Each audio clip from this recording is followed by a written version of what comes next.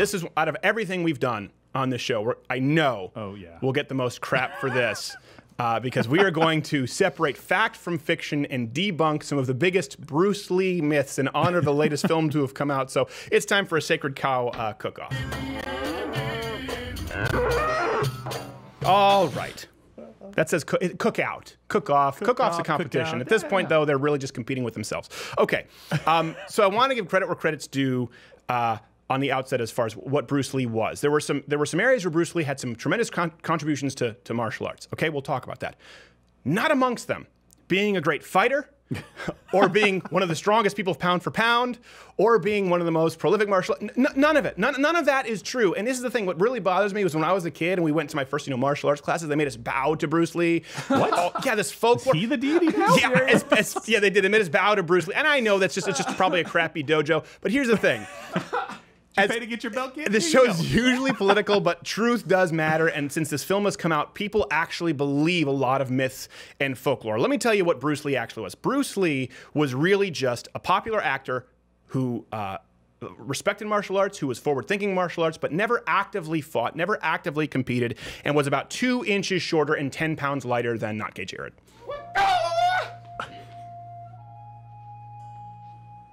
You look startlingly like Bruce Lee. It's the same build. That's the thing. People are like, he's such a bad... He's smaller and lighter than Not Gay Jared, to give you an idea. I look more like him than the guy paid a lot of money to play in the movie.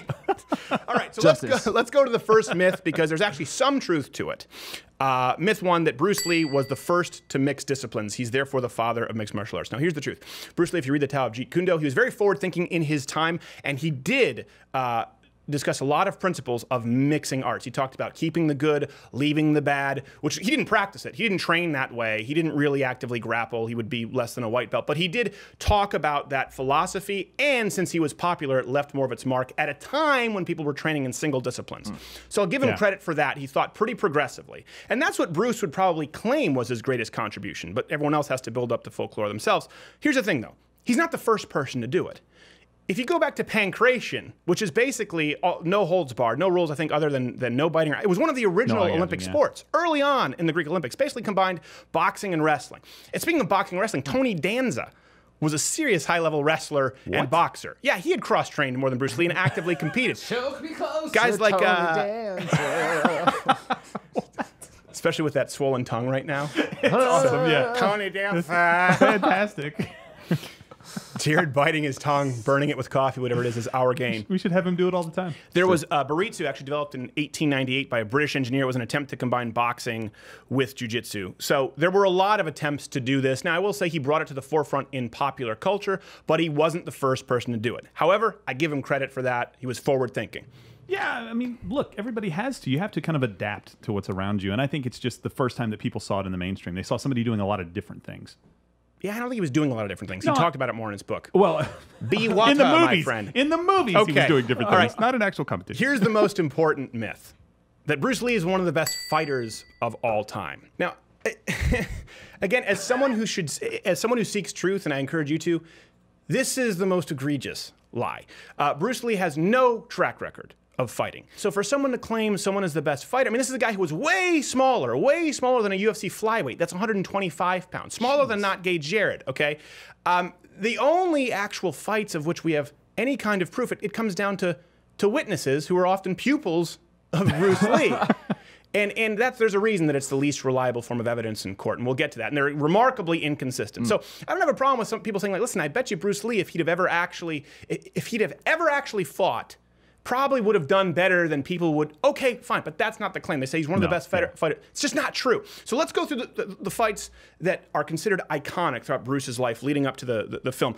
The one for which we have the most amount of proof is actually Lee versus Gary Elms. So this is written by martial arts action movies, and people have written about this in martial arts magazines.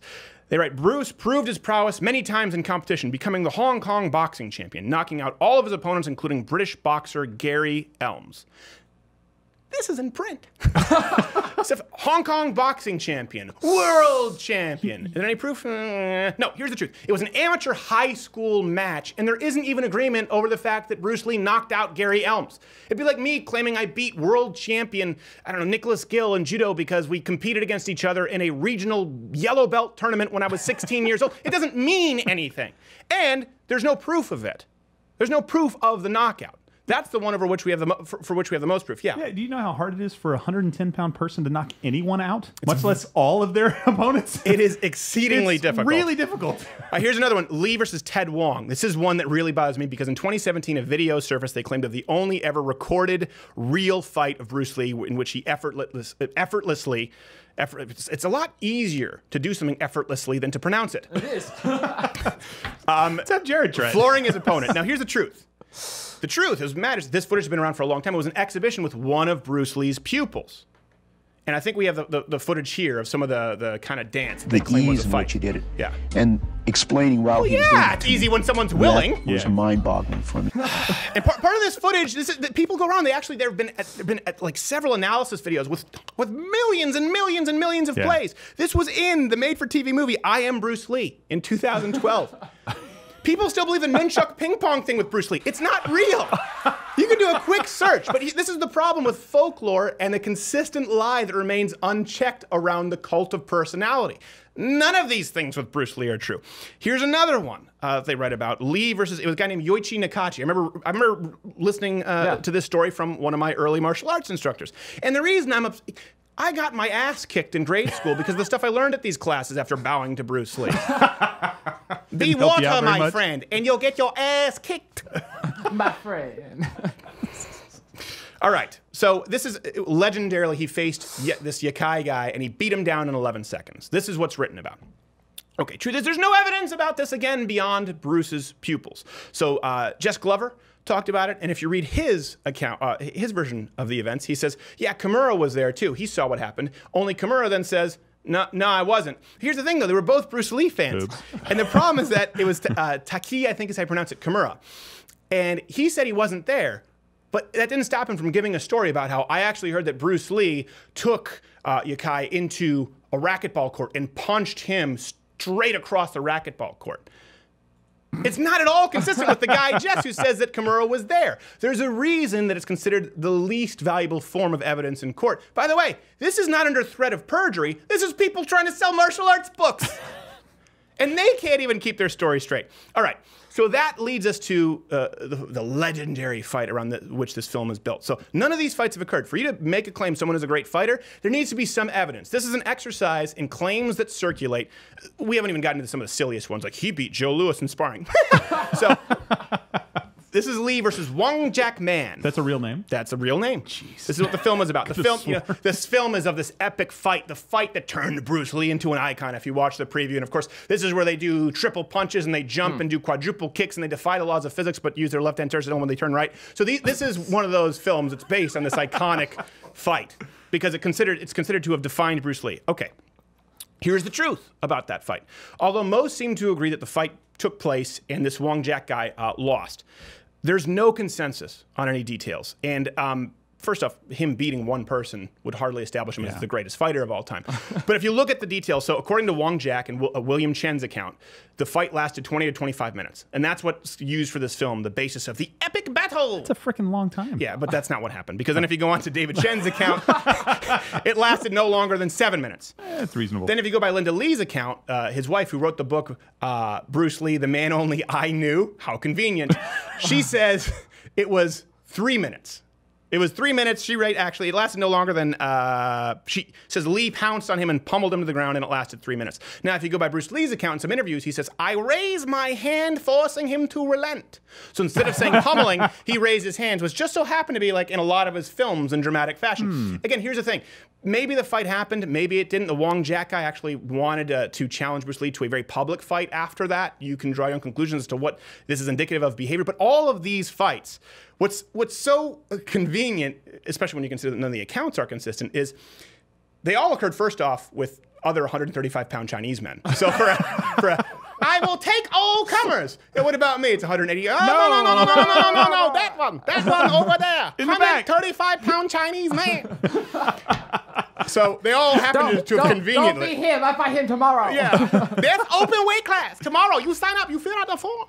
I swear this sounds like WWE. Yeah, well, but people believe this. Like this marketing and, they're athletes, I get it, but... So aside from them all being with other 135-pound Chinese men, they all conveniently occurred behind closed doors where there could be no witnesses.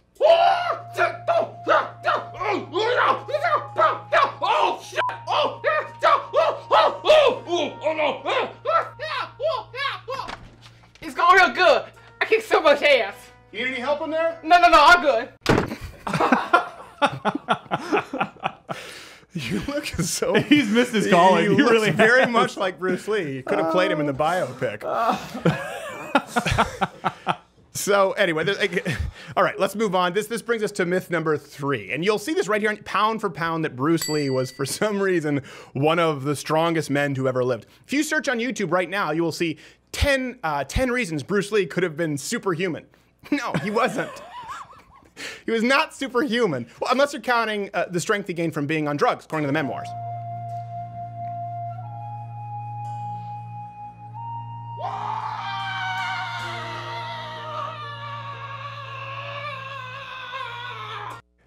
Again, 10 pounds heavier than the actual Bruce Lee.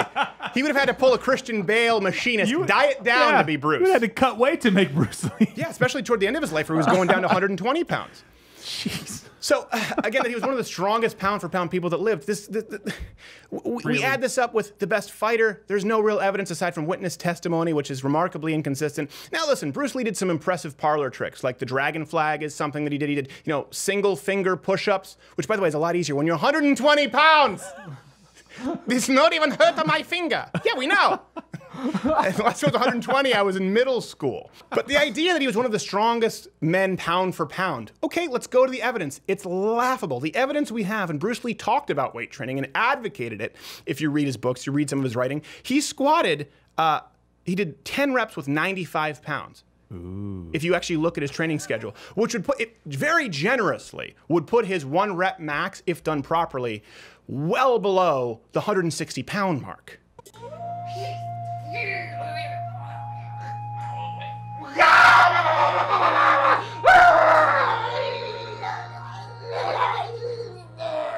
Bruce Lee would absolutely be the strongest man at a girls' pajama party. Hey, if you like this clip, you're like most of the internet. You have a short attention span, but it was taken from the full show. You can see it in a box playing next to me. That's once a week on Thursdays, full 1.5-hour show, or you can join the Mug Club for the daily show. We have to take some of that off YouTube because they're monitoring us and censoring our words.